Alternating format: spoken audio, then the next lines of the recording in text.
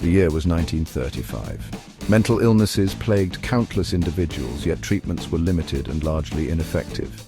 In this context of desperation, a seemingly revolutionary procedure emerged, the lobotomy. Developed by Portuguese neurologist Antonio Egas Moniz, lobotomy aimed to alleviate mental suffering by severing connections in the prefrontal cortex.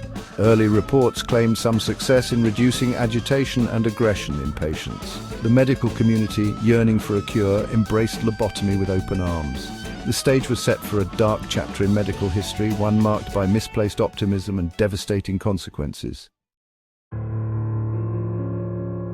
Enter Dr. Walter Freeman, an American neurologist who would become synonymous with lobotomy.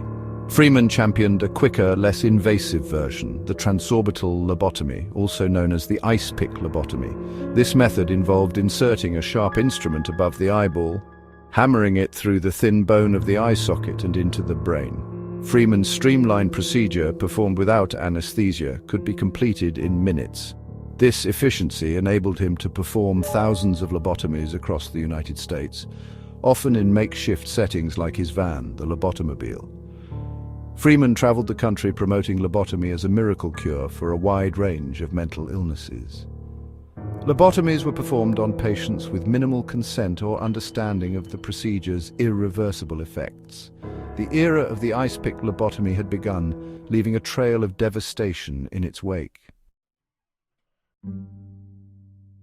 The immediate effects of lobotomy were as dramatic as the procedure itself. Patients often experienced seizures, confusion, and loss of bodily functions. Many became emotionally blunted, their personalities seemingly erased. While some patients exhibited reduced anxiety or aggression, these changes often came at a steep price. Many experienced profound apathy, loss of initiative, and inability to engage in complex thought. The damage inflicted on the prefrontal cortex left many patients permanently disabled, robbing them of their autonomy. The long-term consequences included permanent cognitive impairment, memory loss, and difficulty with language and communication. The dark legacy of lobotomy served as a stark reminder of the perils of unchecked medical ambition. As the true extent of lobotomy's devastating effects became undeniable, a wave of criticism and condemnation began to rise. The medical community gradually distanced itself from this barbaric practice. The development of effective psychiatric medications in the 1950s offered safer and more humane alternatives for managing mental illness. Public opinion turned against the procedure as stories of its devastating effects emerged.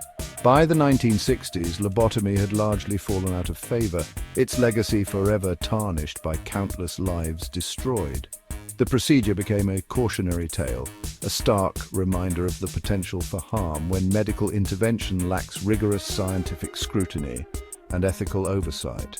From this tragedy, valuable lessons were learned about the need for informed consent, rigorous scientific testing, and the paramount importance of human dignity in the pursuit of medical progress.